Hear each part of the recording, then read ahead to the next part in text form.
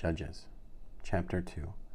Now the angel of Adonai came up from Gilgal to Bochim and said, I brought you up out of Egypt, led you to the land I swore to your fathers, and said, I will never break my covenant with you.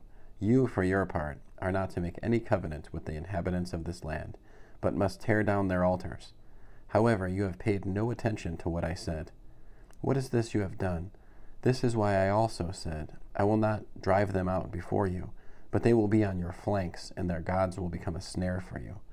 When the angel of God spoke these words to all the people of Israel, they began crying and wailing at the top of their voices. So they called the name of that place Bochim, crying, and sacrificed there to Adonai.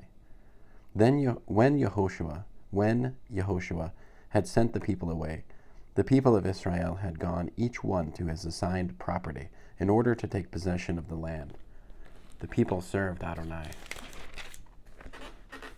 Throughout Yehoshua's life and throughout the lives of all the older men who outlived Yehoshua and who had seen all the great work of Adonai which he had done for Israel. When Yehoshua the son of Nun, the servant of Adonai, died, he was 110 years old, and they buried him near the boundary of his property in Timnath Heres, in the hills of Ephraim, north of Mount Gaash. When that entire generation had been gathered to their ancestors, another generation arose that knew neither Adonai nor the work he had done for Israel. Then the people of Israel did what was evil from Adonai's perspective, and served the Baalim.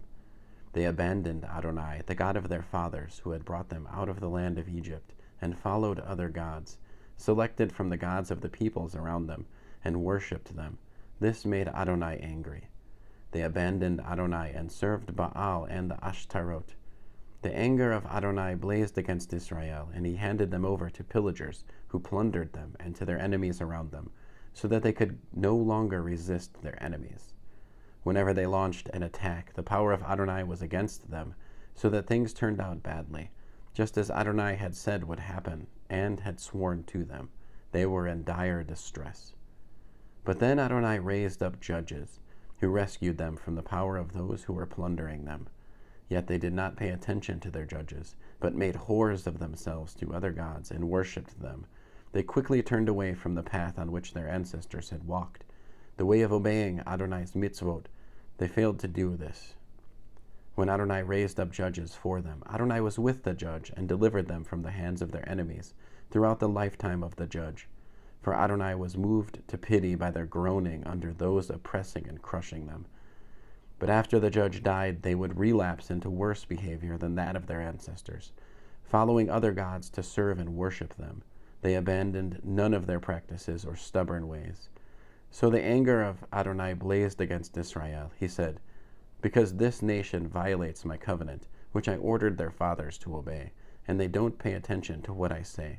In the future I will not expel ahead of them any of the nations that Yehoshua left when he died.